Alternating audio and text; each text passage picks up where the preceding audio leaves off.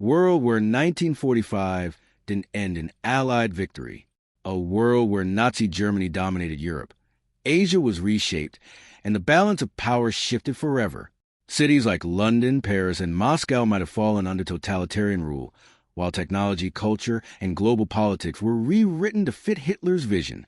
From nuclear ambitions to chilling social engineering experiments, the very fabric of modern life could look unrecognizable. What would life be like under a regime that triumphed in World War II?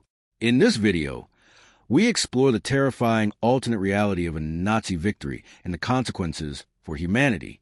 By 1945, Nazi Germany had already conquered much of Europe. Its armies had swept through France, Poland, and the Low Countries, and the Eastern Front had devastated the Soviet Union. Hitler's plans didn't stop at Europe. He envisioned a global empire, with Germany at its center. This alternate history begins with a single divergence. Key battles like Stalingrad or D-Day ending differently, allowing Germany to maintain its momentum. In this scenario, the Allies' resources and morale collapse. Britain faces occupation or a puppet government, while the United States struggles to project power across the Atlantic.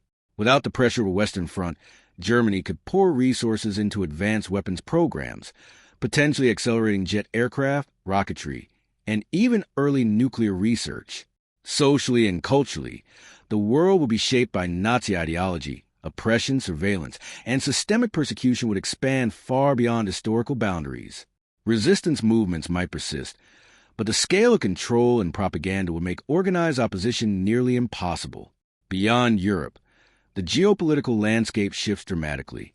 Japan may act as Germany's partner rather than an isolated Axis power, reshaping Asia in unpredictable ways. Economies, trade networks, and even scientific development could be redirected to serve authoritarian objectives.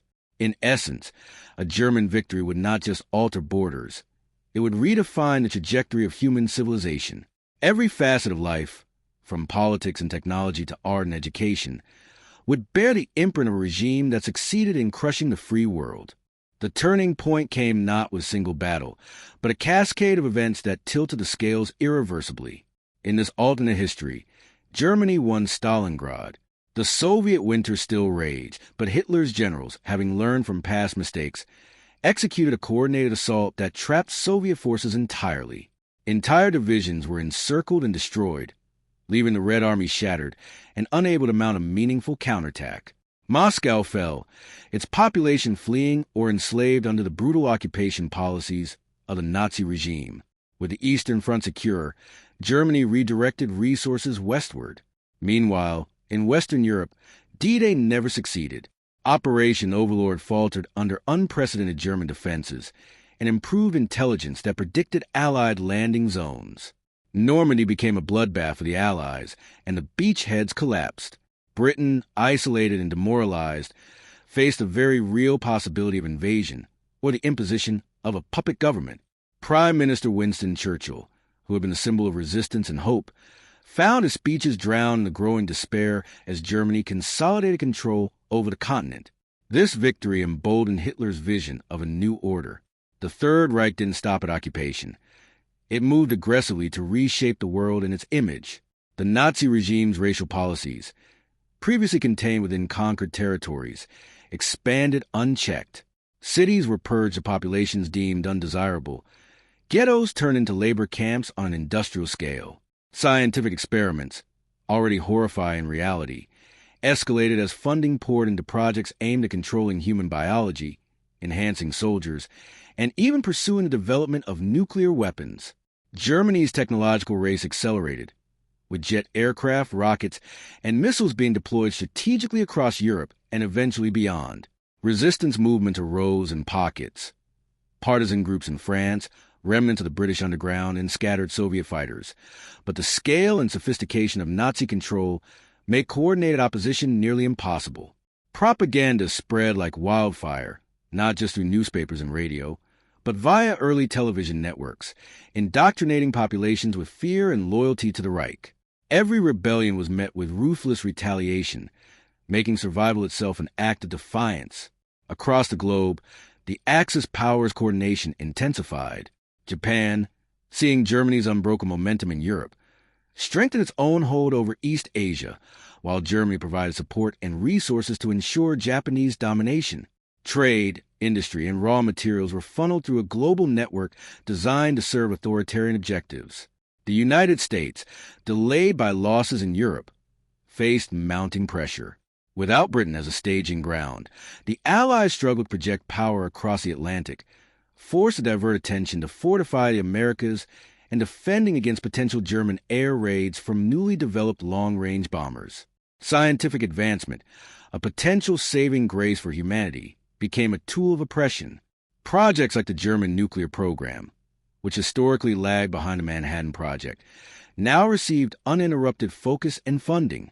Early breakthroughs in rocketry, jet propulsion, and chemical engineering could have made Germany the first nation to develop nuclear weapons, not as deterrents, but as instruments of global domination.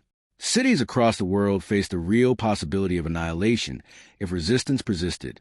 The moral fabric of society fractured under these conditions. Education and culture were rewritten to glorify the Reich. Art, literature, and music were censored or repurposed to reflect Nazi ideology. Children were indoctrinated in state-run programs designed to breed loyalty and suppress independent thought. The world's brightest minds, scientists, engineers, and intellectuals, were either co-opted into state projects or eliminated if they resisted. The very concept of dissent became almost inconceivable, as surveillance, propaganda, and fear worked in perfect unison. Internally, tension simmered even within Germany's own leadership. Hitler's inner circle, driven by ambition and paranoia, jockeyed for power, while military generals pushed ever more extreme campaigns to secure global dominance. Yet even with cracks in leadership, the machinery of war and occupation moved relentlessly. Cities across Europe were fortified, borders secured with deadly efficiency, and populations reshaped according to Hitler's vision. Every rebellion, every act of resistance was crushed not only physically but psychologically, sending a clear message. Defiance was futile. The world outside Europe mirrored these horrors. Africa, rich with resources and strategic positions, was colonized systematically under Axis control.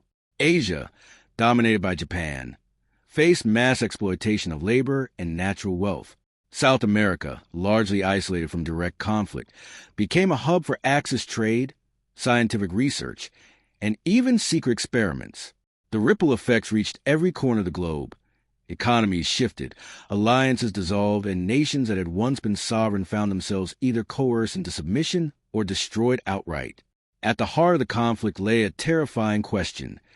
Could humanity survive under this new world order? Every choice, every battle, and every policy reinforced Germany's supremacy. Resistance existed only as scattered sparks, capable of inspiring hope but insufficient to ignite meaningful change. Cities were rebuilt in brutal efficiency, but always with an eye toward control rather than human flourishing.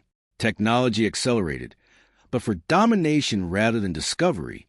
Humanity itself was subjected to the will of a regime that had learned from history, corrected its past mistakes, and achieved what was once thought impossible: a complete, unchallenged victory in World War II.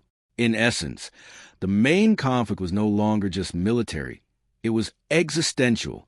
It was a fight between freedom and totalitarian control, between human ingenuity used for survival and for oppression, between the remnants of the free world and a regime that had eliminated virtually all threats. Every act of resistance, every strategy, and every hope became a high-stakes gamble in a world where the consequences of failure were unthinkable. And in this terrifying reality, the question remained: could the spirit of humanity endure when every structure, every institution, and every culture was bent to the will of Nazi Germany?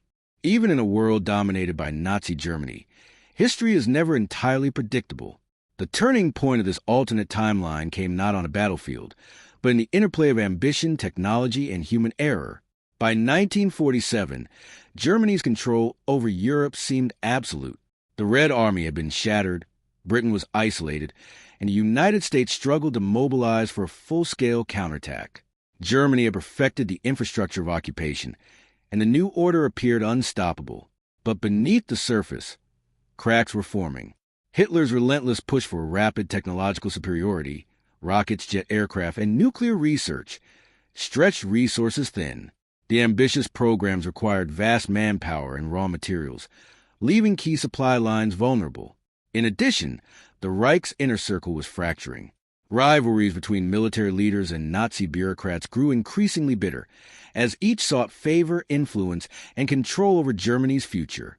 Paranoia, once a tool of control, now became a destabilizing force.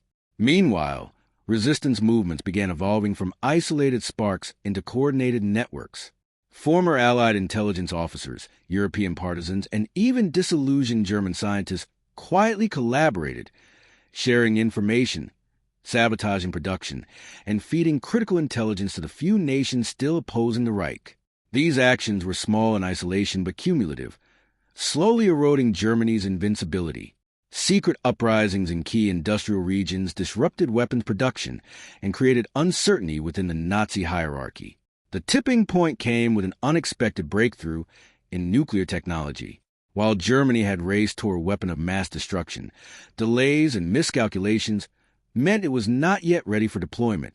In contrast, scattered intelligence networks enabled the remaining allies to secretly advance their own nuclear programs, turning the once assured path of German domination into a race against time. A single successful sabotage of a uranium enrichment facility in Berlin sent shockwaves through the Nazi leadership, highlighting vulnerabilities that had previously been ignored. Simultaneously, Japan, seeing Germany overextend itself, began reconsidering its own strategic goals. Axis coordination faltered as national interests diverged. This created a precarious imbalance. Germany's military might remain formidable, but cracks in supply chains, leadership, and alliances now threatened to halt its momentum. The perfect storm of overreach, internal strife, and growing resistance set the stage for a decisive confrontation, one that would determine whether the Reich's dominion could be sustained or if the world's last hope of liberation would finally emerge. The turning point was clear. Germany's victory was no longer guaranteed. The seeds of its potential collapse had been sown.